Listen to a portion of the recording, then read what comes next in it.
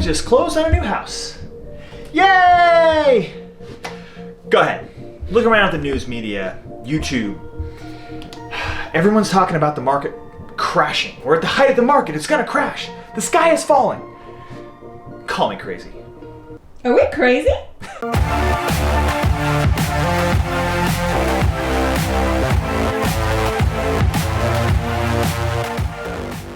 With interest rates climbing faster than ever. Really, like the fastest increase in history.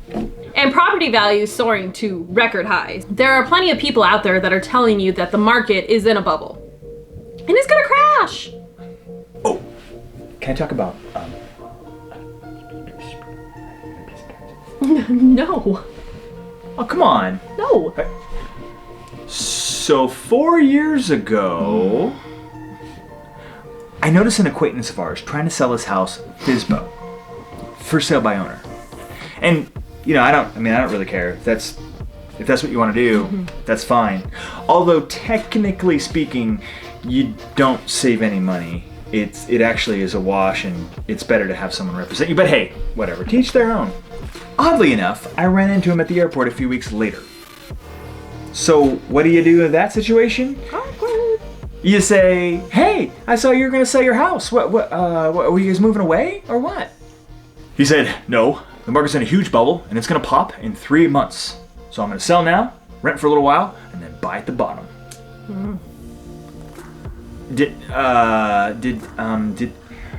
Well, okay. Good luck with that. That was like 5 years ago. Yeah. And they've been renting ever since.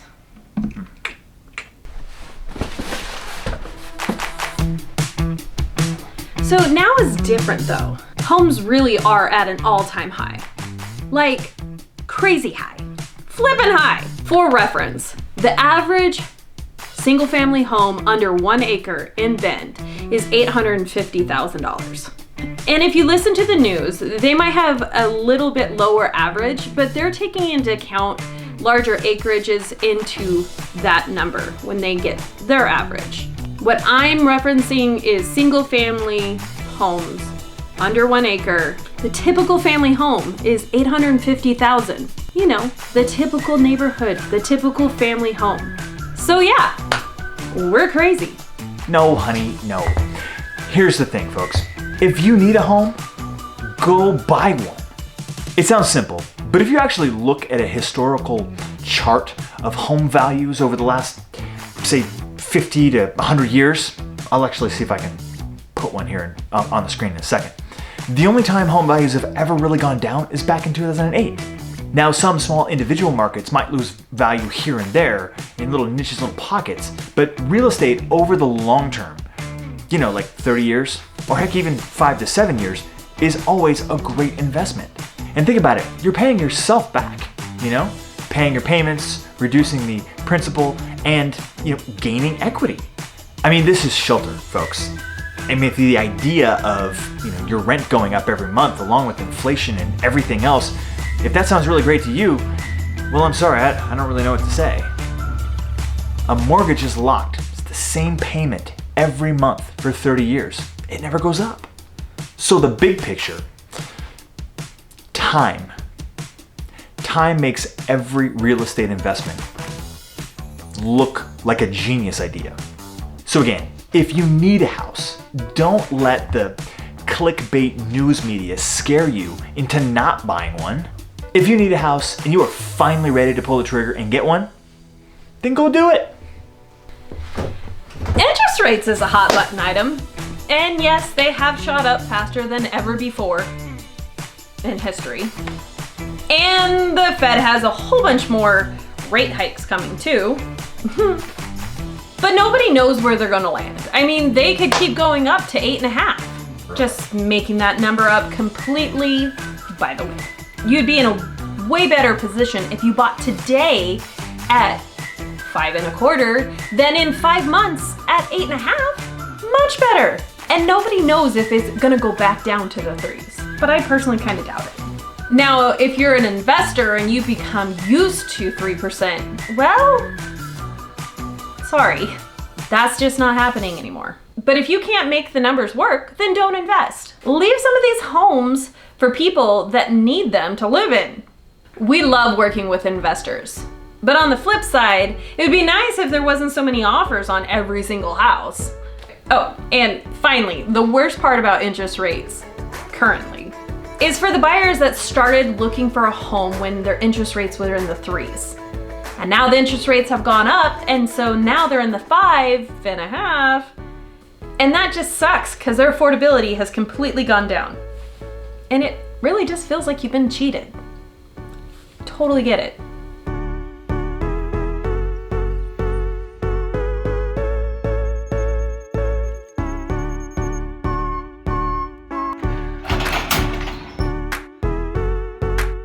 But in our case, we did need a bigger house.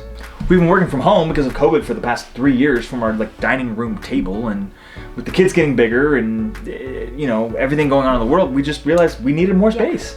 Need more space.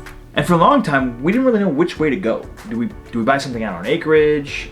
Do we buy in more of a cookie cutter neighborhood? Or do we buy something just as an investment and stay where we're at? Mm-hmm. Do we look fancy west side or the east side or midtown? That midtown is so hot right now. So hot. Or do we go new construction or resale? And we looked and pondered for months and months. Mm-hmm. And even we became susceptible to the media talking about how we're in a bubble and everything's gonna crash. And literally back in February, we just gave up looking for a house. Mm-hmm. Called off the search. It's not gonna happen. For what we wanted, which we did narrow down eventually to what we wanted, but they just don't make anything like what we want for under $1 million. So, yeah. We know, because we looked every day for months. 4 months. Not 4 months, but 4 months. So right after we gave up, we decided, let's put some money into the house that we're currently living in. Spruce it up. Mm-hmm. Might as well like what we're living in, right? I'm glad we didn't. Right? Because as soon as we gave up looking, we found the perfect house. Mm-hmm. It does exist! It has everything we need, and miraculously, it's under $1 million. Amazing. Well under.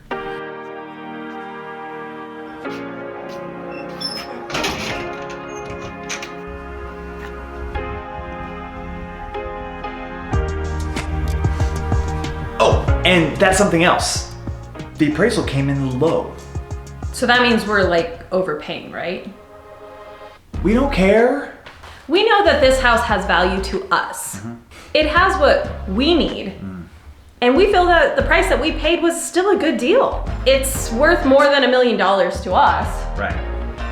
But to an appraiser, it was in the mid-8s. Yeah. We don't care because we know that we're gonna be in this house for 10 to 20 years, likely. Yeah, it's the easiest thing in the world to think the sky is falling or to live in fear. Or rather, I should say maybe it's the easiest thing in the world into manipulating people into living in fear. There's a bubble. Interest rates are too high. But all that macro stuff that you see on the headlines doesn't care about you or your story or your need and want to buy a house. So just go for it. A little faith, some optimism, and sometimes some patience. And sometimes knowing when to make that uncomfortable, quick decision is all it takes to put yourself where you want to be. So let's go. We did, just this week in fact. And we're not afraid of the consequences. Life's hard, but it wouldn't be much fun if it was too easy. So get out there and make it happen. Thanks for watching, and don't forget to subscribe and hit that like button and check out our next video right up there. And we'll see you next week. Bye guys.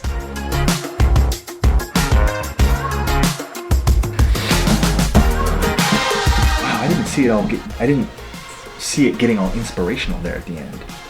You know, just kind of went that way. Kind of got goosebumps. Should we get back to moving? No. Oh my god, I'm so tired of moving. Moving's the worst. Mm-hmm.